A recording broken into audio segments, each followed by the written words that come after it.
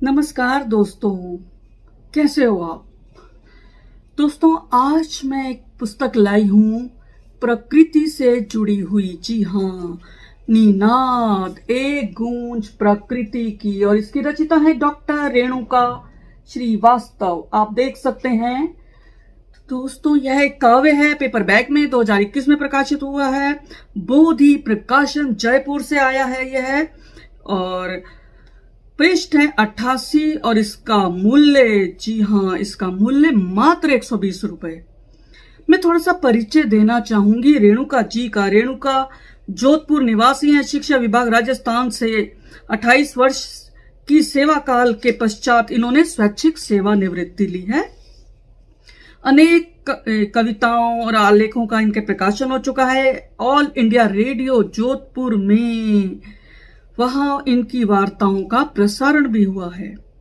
हिंदी गजल का दुष्यंत कुमार, हिंदी गजल व दुष्यंत कुमार, जी हाँ, इस पर इन्होंने शोध किया है।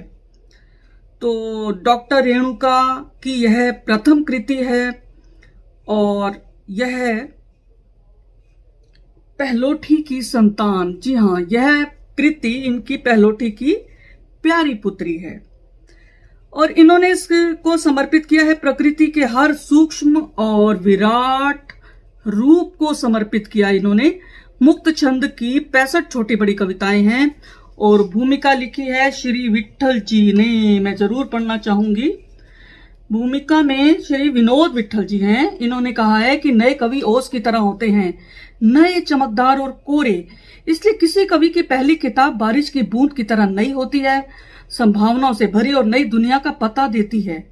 नए कवि की अपनी उर्वरता होती है, जिसमें किसी नए ग्रह के घटित हो सकने की संभावना छिपी होती है। इन पंक्तियों को लिखते समय मैं ऐसी किसी संभावना की प्रतीक्षा में हूं, विनोद विट्ठल जी कहते हैं।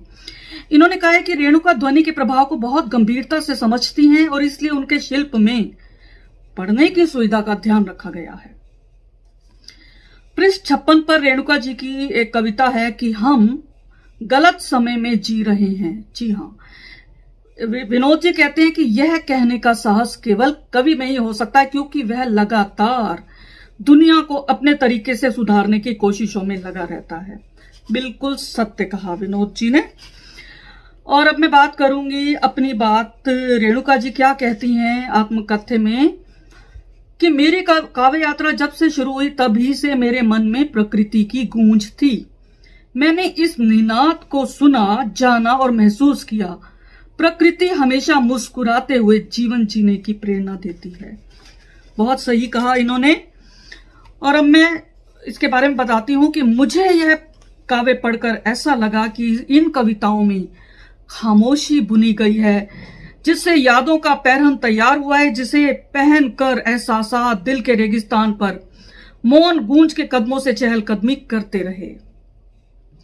इनमें खूबसूरत प्रतीक हैं, रूपक हैं, उपमाएं हैं, मानवीकरण है, लक्षणा शब्द शक्ति का बहुत खूबसूरत प्रयोग है, कहीं कहीं व्यंजना शब्द शक्ति है, भावनाएं हैं इनमें, मीठी मीठी कसक है, श्रृंगार रस है, उपलम्ब भी है, नारी विमर्श की कविताएं हैं, प्रकृति की छटा शब्द चित्रों से झांकती प्रतीत हो रही है। जी हाँ, मुझे इनकी कविताओं में ऐसा लगा। इन कविताओं में यादें हैं, बारिश के बाद खुशबू, पत्तियां, मौन, इंतजार, चहचहाट, ओस की बूंदें, चांद, चांदनी, सूरज, नदी है, और इसके साथ ही है अकेलापन, रजनीगंधा, उजास, निनाद, शंखनाद, ऊंची उड़ान भी है। इनमें मुझे दार्शनिकता का पुट ज्यादा लगा, और कुछ कविताएं मुझे ऐसा लगा जो आम पाठक है उन्हें दोबारा पढ़नी होगी, डूब कर पढ़नी होगी, ताकि कविता की गहन अनुभूति के सिरे को पकड़ा जा सके। जी हाँ, एक बार सिरा पकड़ में आ गए, फिर समझ लो पूरी कविता का जो मर्म है वो आप आत्मसात कर पाएंगे। पूरी कविता का अर्थ तब जाके आपकी आंखों के सामने थिरकने लगेगा। इनमें ठहराव है, उलझाव है, सुलझाव भी है।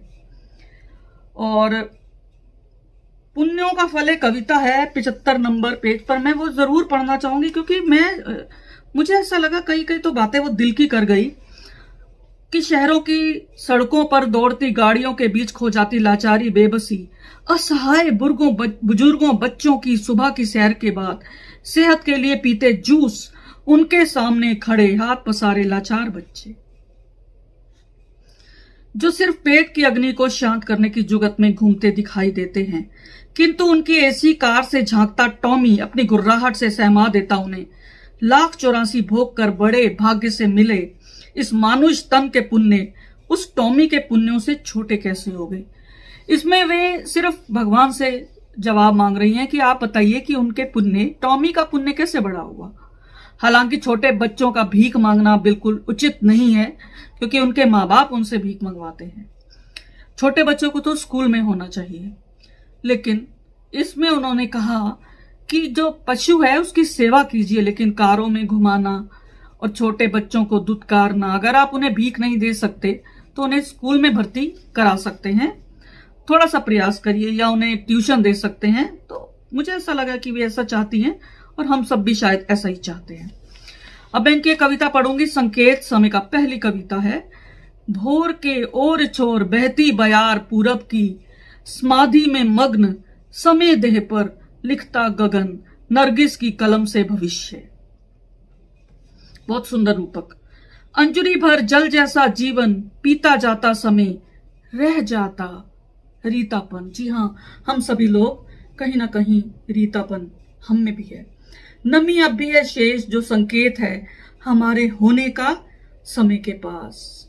जो भावुक मन है वो सिसकता है, उसकी आंखों में नमी उतर आती है दूसरों का दुख देखकर। इसका मतलब इंसानियत जिंदा है और समय के पास है।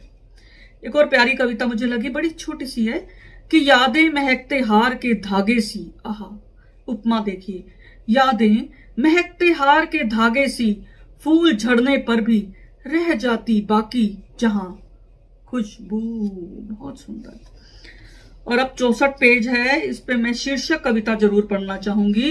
इनका नाम दिया इन्होंने रेणु जी ने महानिनाद कहा है, जबकि शीर्षक निनाद गूंज प्रकृति की है, लेकिन वही बात है कि वो जो बैठा दसों दिशा में माया जाल फैलाए अपना, निर्दिष्ट करता दिशा सभी की, देता सबको स्वर्ण प्रभात।